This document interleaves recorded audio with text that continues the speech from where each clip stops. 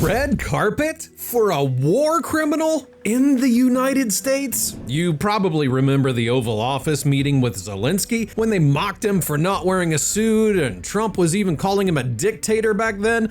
Well, now we've got a real dictator whose crimes are being documented in real time for the whole world to see, and yet the US president is just standing there honorably waiting for him to walk down a red carpet. And you know what the worst part is? There's no result. The war in Ukraine is still raging, Russia's even more emboldened, and I don't know, it just kind of looks all ridiculous. But anyway, let's break it all down without my own bias or emotion, and here's the plan. I'm gonna ask AI about its own expectations the day before the meeting, then I'll fast forward to when it's all over, and we'll have a breakdown of the summit, and it will give its take on the whole show. Before we get into that though, take a moment to hit that like button, subscribe to the channel if you haven't already, and share this video on your socials so that more people get to see it. Thanks in advance, and now let's get into it.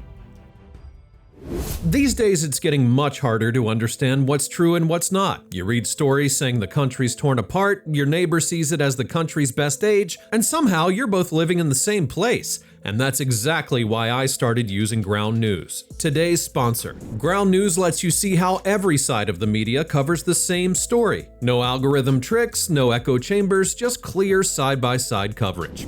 Take this story about Trump's war on homeless people in DC. Almost 300 sources are reporting on it. Left-leaning outlets say the move hasn't been seen since America was ruled by a king, while right-leaning sources are asking, can Trump make DC great again? But Ground News shows you every angle, the bias of each source, how trustworthy their reporting is, and even who owns them. In this case, 73% of the sources are rated as highly factual. You can also follow topics like US politics or AI, and Ground News will keep you updated without the spin. It even shows you blind spots, the stories that one side of the media just doesn't want to cover.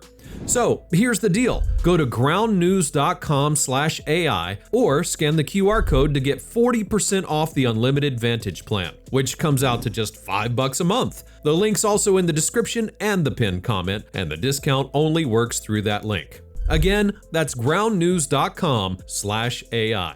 Big thanks to Ground News for supporting the channel, and now let's get back to the video. And here we go. Now, let me explain what we're gonna do today. As I'm recording this, it's the day before the meeting, so I'm gonna split the video into two parts. First, I'll ask AI what it expects from it, and then I'll come back right after the meeting and have it analyze what happened. So, ChatGPT's ready, and it needs to be clear, straightforward, totally unbiased, call things as they are, no sugarcoating, no fluff, none of that. First off, let's have it break down the whole setup. Trump's recent claims about it, whether it could actually lead somewhere, and if it's even right to meet with Putin. And here's the answer. The Alaska meeting feels more like theater than diplomacy. Trump calling it a listening exercise tells me he's keeping expectations deliberately low so he can claim a win no matter what happens. The choice of Alaska is obviously symbolic, a nod to the shared history with Russia, but it's also a safe legal space for Putin, avoiding any ICC jurisdiction. That's a political calculation, not a coincidence. The optics work for both. Trump can look like the dealmaker willing to talk to anyone, and Putin gets an image boost by standing as an equal on US soil, despite being an international pariah to much of the West. The real question is whether this can actually produce movement on Ukraine. My honest view is no, not in any meaningful way. Putin isn't coming to Alaska to give back territory or sign away his leverage. His entire negotiating playbook is to drag talks out, offer vague concessions, then regroup and push again later. A temporary ceasefire is possible, but that's not peace. It's a pause that lets Russia rebuild and Ukraine lose momentum. Trump's suggestion that Ukraine might have to redraw its borders is dangerous because it signals to Putin that territorial conquest can be legitimized if you hold out long enough.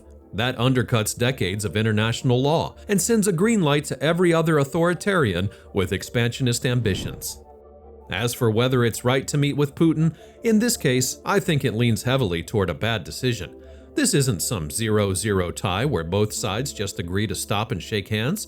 Russia has bombed civilians, occupied territory, created a humanitarian crisis, executed prisoners of war, and stolen thousands of Ukrainian children.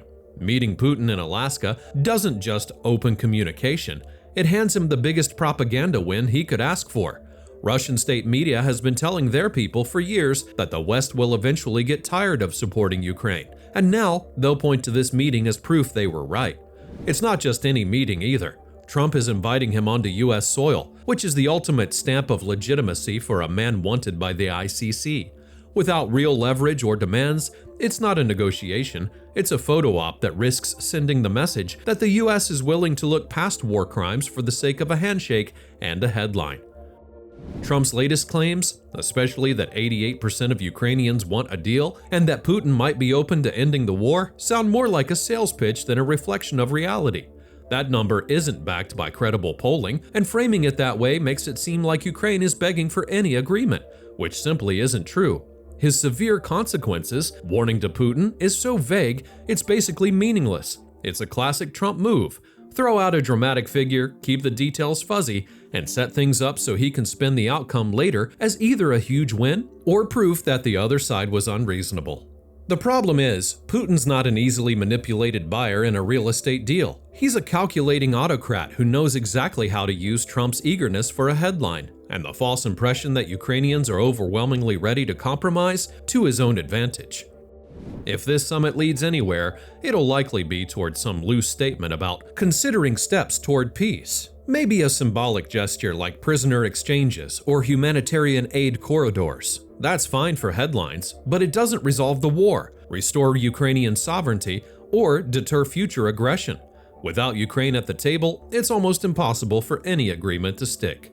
You can't negotiate someone else's war for them and expect the result to hold. So my blunt take? In this case, it is wrong to meet with Putin because the terms and timing hand him exactly what he wants: legitimacy without accountability.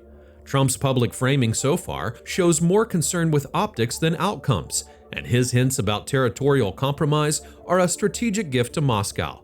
I don't expect anything substantial to come out of Alaska except a photo of two leaders smiling and claiming success for entirely different reasons. It's diplomacy as stagecraft, and while that can sometimes create momentum, in this case, it's more likely to entrench the status quo. Well, alright, so ChatGPT's skeptical about how this meeting's gonna turn out. But since you're watching from the future, there's probably already an answer. So let's just fast forward a day and ask AI to break down what they actually agreed on.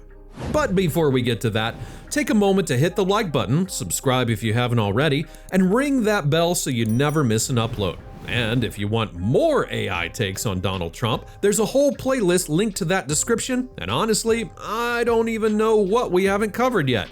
You'll find videos on his tariffs, on ICE raids, on protests, fact checks of his speeches, and even AI predictions of his next moves. There are over 100 episodes, and I'm pretty sure there's a topic that you've missed that you'll want to check out. So go and give that a look once we're done here.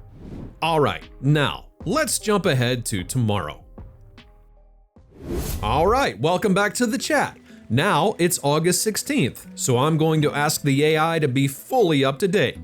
And it's ready. So let's finally have ChatGPT break down this whole embarrassment. And here we go. The Alaska summit was exactly what it looked like, a stage show. The red carpet rollout for Putin was absurd. You don't put on a parade for a man who ordered the bombing of civilians, the occupation of foreign land, and the kidnapping of thousands of children. You don't roll out the US president's armored limo and do photo ops like it's some state visit with a trusted ally. That's not necessary. Nobody demanded it. If the White House really wanted a no-nonsense, just business meeting, they could have done it quietly in a side room at the UN or at Camp David. Instead, they gave Putin the imagery he craves. Him strutting on American soil, standing shoulder to shoulder with the President of the United States, presented as an equal. For him, that's priceless. The outcome of the meeting? Nothing. Not a ceasefire, not a roadmap, not even a vague promise to keep talking that carries any weight. Trump's line afterward, "No deal until there's a deal," basically means they agreed on nothing. And if you strip away the theatrics, that's the truth. No progress. Ukraine's situation didn't change one bit. Russia still holds occupied land, the shelling hasn't stopped, civilians are still dying, and there's no sign Putin gave even a token concession. Worse, when journalists finally had their chance, one asked the tough question everyone wanted. What about Russia killing civilians? What about the war crimes? Instead of an answer, the moment got cut. The coverage abruptly ended after both leaders thanked the press, and there were no follow-up questions. That says it all. It shows they didn't even want to risk the image of Putin being confronted on that stage. That silence isn't neutrality, it's complicity in the optics game. You can't claim you're being tough on war crimes and then censor the question the moment it gets uncomfortable. That undercuts any credibility this summit was supposed to have. Trump framed this as a listening exercise, but the listening went one way. He gave Putin the microphone, the cameras, the handshake, the prestige, and asked for nothing in return. And while Trump supporters will say, well, at least he tried, trying isn't the point here. The point is, you don't normalize a war criminal without getting something back. If you're going to hand over legitimacy, you demand concessions, territorial withdrawal, a prisoner release, at minimum an acknowledgement of Ukraine's sovereignty. But there was none of that. To be blunt, as bad as this was, it could have been worse. The nightmare scenario would have been Trump striking some kind of economic deal, lowering sanctions, lifting restrictions, or trading away leverage in exchange for empty promises. At least that didn't happen. At least there wasn't a headline like Trump agrees to restart US-Russia trade while the bombs are still falling in Ukraine. That would have been a real betrayal of both American credibility and Ukrainian survival. So, in a twisted way, no deal was better than a bad deal. But make no mistake, Putin walked away the winner here. He didn't need a signed agreement. The visuals alone were enough. Russian state media now has footage for years. Putin arriving in Alaska, standing on US soil, treated like a statesman. They'll use it to tell their people, look, the Americans respect us. Trump respects us. The West is bending. For them, that's victory. And for Ukraine, it's demoralizing. Their president has been begging for weapons and security guarantees. But what do they see? The man responsible for their suffering walking down a red carpet in Anchorage. So the whole thing boils down to this: no progress, no peace, no accountability. Just a PR win for Putin and another example of Trump treating geopolitics like a reality show. You don't solve a war by giving your enemy legitimacy and hoping he feels generous. You don't ignore war crimes for the sake of optics. This meeting wasn't diplomacy, it was spectacle, and the only tangible result is that Putin got exactly what he wanted without giving up a thing. And that's pretty much it. I mean, what a stupid show. Again. But let me know in the comments what you expected from the meeting and what you think about the results, if we can even call them that. And as always, don't forget to hit that like button, subscribe to the channel, and be sure to hit that join button if you want to support the channel directly. After that, it seems only fitting that you watch the video where I asked AI to analyze Trump's mental health, and the results were absolutely wild. Thanks for watching, click on that video, and I'll see you over there in just a moment.